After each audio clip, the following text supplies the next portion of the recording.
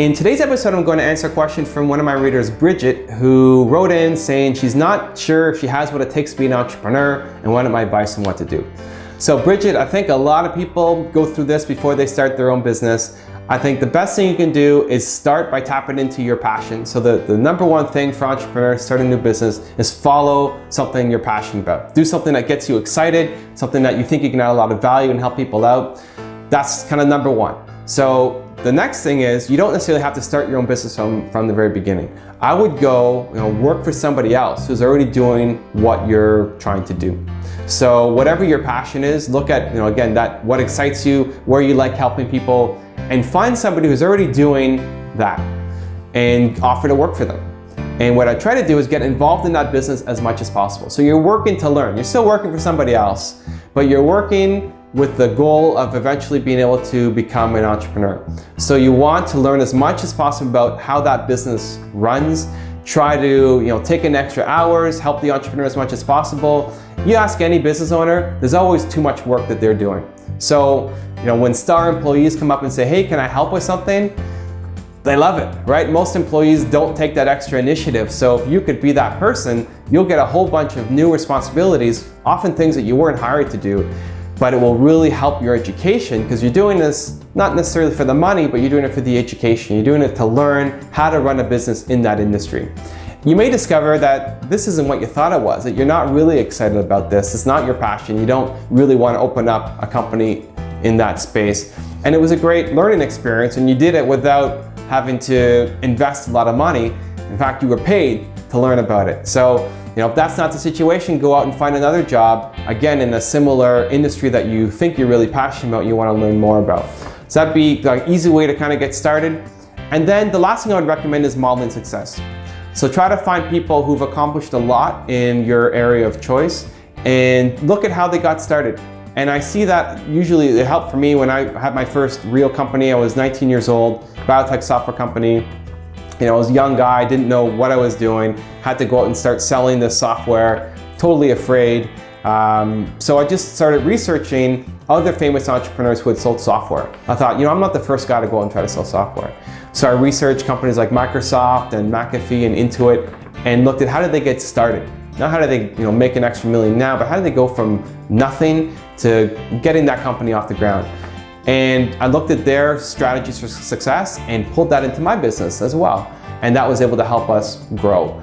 And that kind of gave me the confidence to know that, hey, these guys started from nothing, just an idea, and look what they were able to turn it into. If I could do even a quarter of that or a tenth of that, I'm still a mega success. So looking at those stories and seeing how they came from nothing, just like where I was, gave me extra motivation and extra belief in myself that I could do it.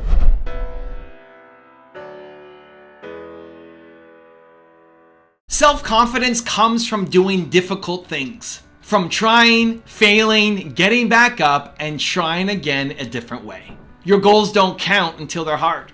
You won't make yourself proud unless it's hard, and it's time to start making yourself proud of your effort. So I'm in the process of writing a new book, and I sent the book out to 30 of my friends and friends of friends to get their feedback. And I'm on a crazy deadline with the publisher. I got it here. This is the copy. This is what I gave out to 30 different people. And they gave me all the books back on the same day. And then what I had to do was go through each copy and underline. I underlined, can you see? Kind of blurry. I underlined, anytime they underlined, I underlined. Because I wanted to see what they cared about, as well as catching typos and everything else. And I looked at that pile of books. I had 30 books I had to get through in one day. I had to basically read my own book 30 different times, make one master copy, underline it the whole day. And it stressed me out. I looked at that stack of books and said, how am I going to get through all this stuff? And then I just started taking action. I just started doing it. And here's the thing, halfway through, I started getting massive pain. My neck was really hurting me. My back was really hurting me. My neck mostly because I broke my neck in March and I'm still healing and recovering from it. And I had to spend the whole time like this, right? I got the books here on the table and I'm flipping through it and I'm doing this. And it takes a toll the whole day doing it like this. So a couple hours in, I'm having massive neck pain. It's the best, right? Like I gotta get through it. This is the time. It doesn't count until it's hard. I don't want to be doing this every single day, right? If that's every day, you need to change your life, you need to change your habits. But in those rare moments, when you get the chance to push yourself, either physically, mentally, or just courage because you're afraid of doing something, that's your chance. That's your chance to show yourself what you're made of. It was painful. And at the end of the day, I got through it. I got all 30 done. I had to get a massage, and my wife stood on my back, and I did a Epsom salt bath and tried to relax it, and it hurt for the next couple of days more than usual.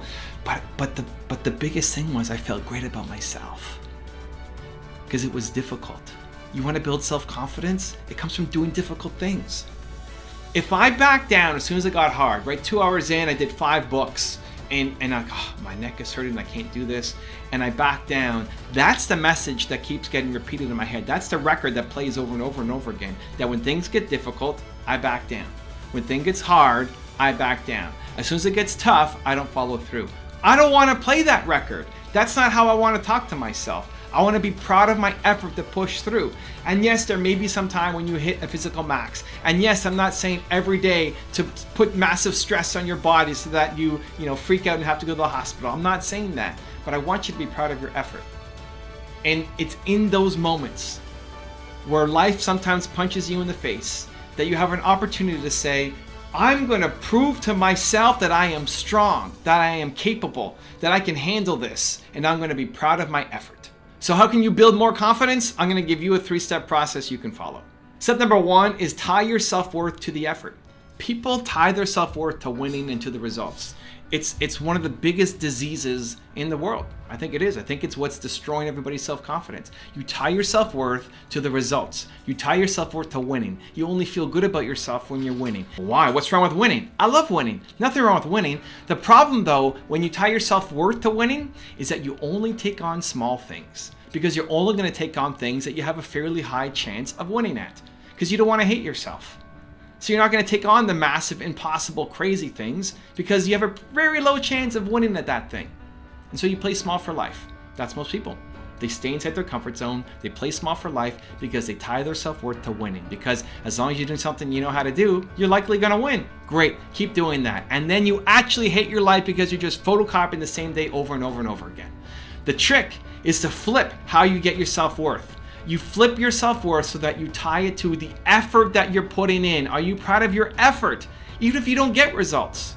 Are you proud of the effort that you put in? Even if I couldn't finish the book, right? Even if I couldn't go through all 30 copies. Even if at some point my body just gave out on me and I couldn't go forward. Like this is it. I got through 5 books and I'm done. Like it's my physical max. I'd be proud of my effort. You might look at the results and say, you suck. You only did 5 out of 30. I'm saying I'm amazing because I tried my hardest. My hardest. I'm at my limit. I physically can't keep going. I'm done. That's how you get your self-worth. And if you tie your self-worth to the effort, you'll actually fail a lot more than you'll win. You'll fail a lot more than you'll win.